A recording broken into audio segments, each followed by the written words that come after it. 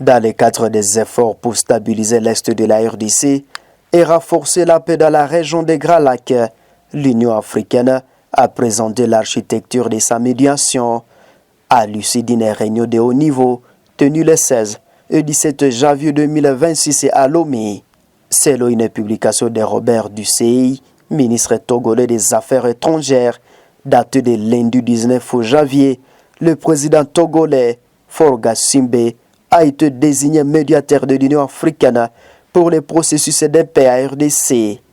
Il est appuyé par une équipe de médiation togolaise composée donc du ministère des Affaires étrangères et de l'unité présidentielle.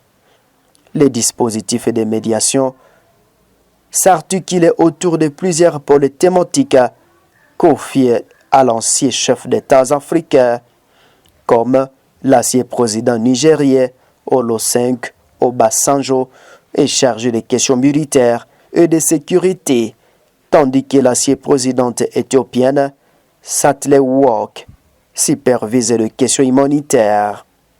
Le dialogue avec les groupes armés locaux est confié à l'ancien président Kenya Uhuru Kenyatta. La coopération économique et régionale relève de la responsabilité de l'ancien président botswanais Mongweti Mosisi, alors que les questions liées à la société civile, à la réconciliation nationale et à la participation des femmes sont suivies par l'ancienne présidente centrafricaine Catherine Samba Panza. Il faut savoir que le secrétariat conjoint indépendant associa donc les Togo, la Commission de l'Union africaine, la Communauté d'Afrique de l'Est, la Communauté de développement de l'Afrique australe SADC et à la Conférence internationale sur la région des Grands Lacs, CIRGL, est chargée d'assurer la coordination technique du processus.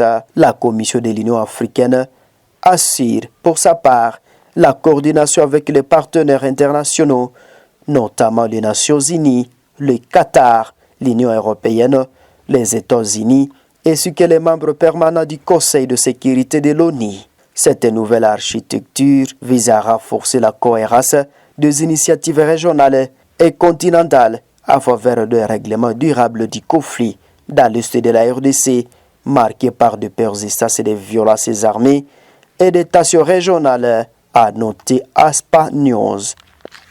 Chers téléspectateurs, nous parlons des propos du député national Godé Mboyi qui a parlé sur la situation sécuritaire à l'est de la RDC et qui dévoile certaines vérités. Nous vous proposons de suivre. Ramener ces tyranniums qui avaient fait cesser les combats. C'est depuis cette année-là que les Américains avaient décidé d'avoir un œil sur le Congo. De la balkanisation de la RDC. Non pas parce qu'ils ne nous aimaient pas, c'est parce que, en fait, la vie des États est par essence une vie hégémonique. Ils se disaient qu'avec tout ce qu'ils ont comme ressources, ça devait être nos premiers concurrents. Oui. Donc c'est ainsi que Lumumba va se retrouver dans cet engrenage. C'est un plan qui a été concocté d'avance. Et Lumumba, il arrive, il trouve que la mise en œuvre de ce plan était déjà en marche. Et ça, il le dit, hein, le complot était déjà établi. Non, parce que non. Donc la guerre, les gens doivent le savoir. Les origines de la guerre actuelle, de l'agression actuelle. 1945. Nous sommes en 1945. Donc je pense que nous, Congolais, nous devons apprendre aussi à être profonds comme les autres. Et comme les Américains avaient levé cette option-là de nous balkaniser depuis 1945, cherchaient sûrement le pion idéal. C'est comme ça qu'ils fonctionnent. Ils ont réussi à émettre l'IRSS pour le fragiliser. Et Lumumba se retrouve dans cet engrenage-là. Le savait-il Le savait-il pas? Voilà, c'est ça. Je n'en sais rien parce que je ne l'ai jamais rencontré. Il entre dans un combat noble.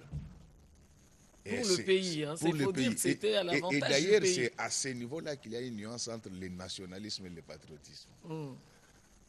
Et donc, Lumumba voulait que la RDC puisse s'émanciper du catalogue. C'est ça son malheur. Il a été tué juste pour ça. Mais est-ce que et ce que je voulais souligner ici, c'est que lorsque vous pouvez vous promener sur toute l'étendue de la République. Vous ne trouverez pas les millions et les milliards de Lumumba. C'est ça le nationalisme. Mais, honorable, vous pensez que les pays qui ont adopté le nom de Lumumba sur les avenues, dans les universités, vous pensez qu'eux, ils ont compris le personnage Lumumba mieux que nous? Mais vous savez, au Congo, on ne respecte jamais les gens. Donc, au Congo, vous pouvez voir, au Congo, on insulte tout le monde. Mais quelqu'un comme Lumumba, lorsque vous êtes en dehors de ce pays... Oui, parce que les gens ici ont dit qu'il a été trop pressé, il a trop vite parlé, il a trop vite arraché l'indépendance. Vous voyez le travail que vous êtes en train d'abattre là.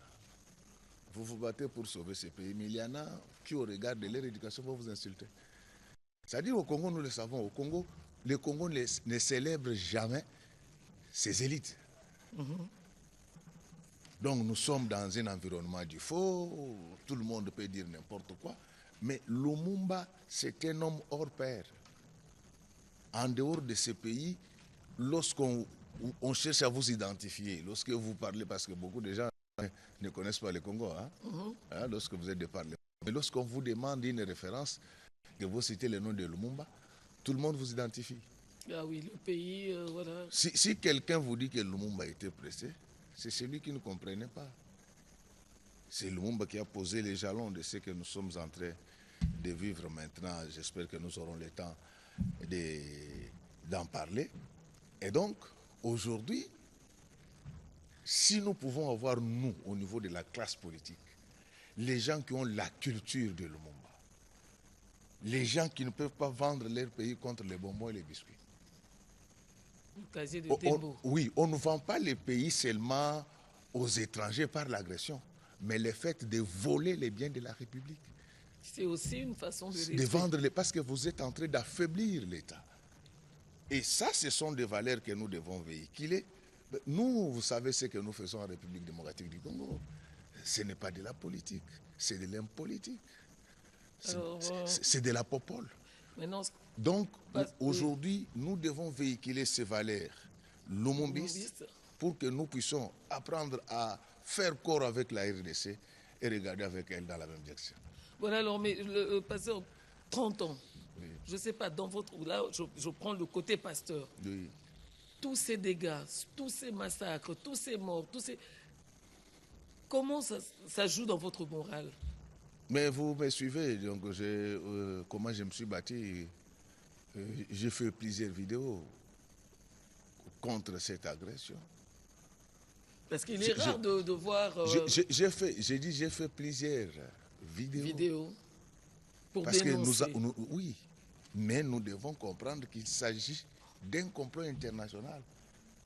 Il s'agit d'un complot international. Alors le comportement du Congolais, il doit être comment en ce moment précis?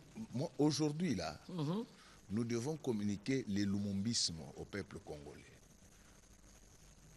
Autant je condamne ceux qui vendent le pays aux étrangers, autant je condamne avec force ceux qui volent les biens de la République. Ce sont des collègues. Ce sont des jumeaux. C'est ce qu'on dit, il faut changer. Donc aujourd'hui, là, nous devons... Vous manquez de mots, honorable, vous êtes en train de les chercher, là. Non, je ne vais pas utiliser les mots qui vont choquer, mais faites le tour de la ville, faites le tour de la République. Vous ne trouverez pas les immeubles de Lumumba. Vous ne trouverez pas les immeubles de musée Laurent Désiré Kabila. Vous ne trouverez pas les immeubles des musées Laurent Désiré Kabila et de Tiens Tshisekedi Mulumba, de très mémoire. Ça, ce sont des valeurs qu'on doit communiquer à la République. Aujourd'hui, lorsque vous voulez devenir multimillionnaire, il faut travailler. Voilà, c'est par le travail, justement. C'est par le travail productif. Mais regardez, aujourd'hui, nous sommes tous là dans la culture de la providence. En lingala, on appelle ça chancelier au Pamba.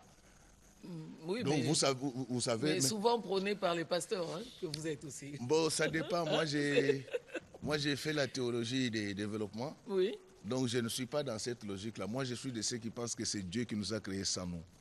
Il ne nous sauvera pas sans nous. Voilà. Et c'est que par le travail que nous allons transformer la République démocratique du Congo. Alors, honorable, à la lumière de l'histoire, de l'historique des productions parlementaires, des précédentes législatives, législature, à 2 ans à la fin de votre législature, quelles sont selon vous les lois à doter ou des lois à voter pour la République démocratique du Congo afin de garantir le relèvement du pays dans les années à venir? Non, la République démocratique du Congo aujourd'hui n'a pas besoin de nouveaux textes.